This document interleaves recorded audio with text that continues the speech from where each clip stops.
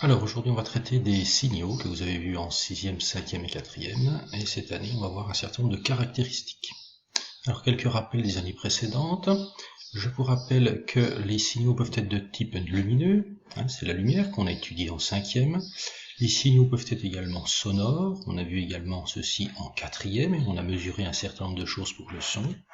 Les signaux peuvent être électriques, par exemple le télégraphe ou le téléphone fixe, ou bien ces signaux peuvent être de nature radio, comme les téléphones portables, la TNT et ainsi de suite. Alors, je vous rappelle également qu'un signal radio, par exemple, va porter une information entre un émetteur, donc celui qui émet l'information, le signal, et celui qui reçoit, donc le récepteur de cette information. Donc voilà les mots de vocabulaire importants à revoir. Alors les objectifs de cette leçon, c'est de déterminer certaines caractéristiques des signaux, en particulier des signaux sonores. Alors, un petit exercice que vous pourriez faire en même temps que je le déroule, c'est quelle est votre fréquence cardiaque en ce moment. Donc comment faire pour cela?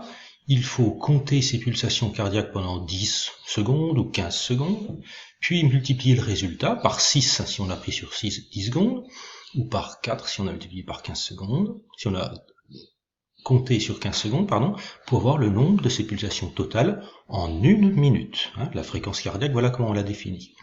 Pourquoi on peut faire ça, compter uniquement sur 10 ou 15 secondes? On peut faire ça parce que, au repos par exemple, les battements de cœur sont réguliers dans le temps. Donc pendant 10 secondes, on va avoir une régularité, pendant ces 10 secondes suivantes et ainsi de suite. Donc on peut multiplier par 6 ou par 4 de telle manière à avoir 1 minute. Donc régulier dans le temps. Et les résultats, en quoi ils vont être donnés dans ce cas-là? Ils vont être donnés en nombre de pulsations en 1 minute, qu'on appelle également les BPM. Et ce nombre de pulsations qu'il y a dans 1 minute, c'est ce qu'on appelle la fréquence cardiaque. Vous pourrez essayer de travailler comme ça.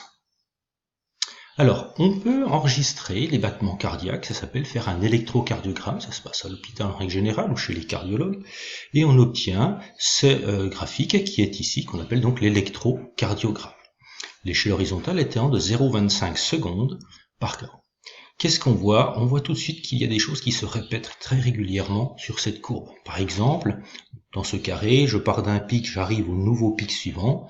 Ceci est répété tout le long de l'électrocardiogramme qu'on peut le voir ici. Cette partie qui est répétée s'appelle un cycle ou un motif. Donc il est important de le déterminer. Donc le rythme cardiaque, on peut dire que c'est un phénomène qui est répétitif. Pourquoi? Parce qu'un cycle ou un motif, comme je viens de le montrer, se reproduit régulièrement dans le temps.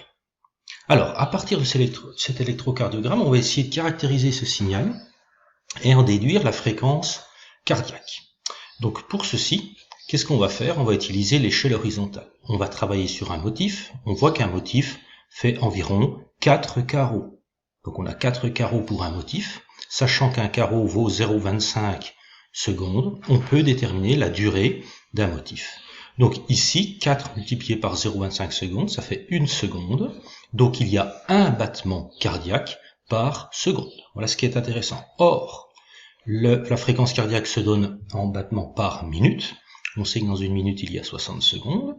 J'ai un battement par seconde, donc logiquement, j'ai 60 battements par minute. Voilà comment on peut déterminer la fréquence cardiaque à partir de cet électrocardiogramme. On localise un motif, on regarde la durée de ce motif qui correspond au nombre de battements par seconde, et ensuite on multiplie par 60 pour obtenir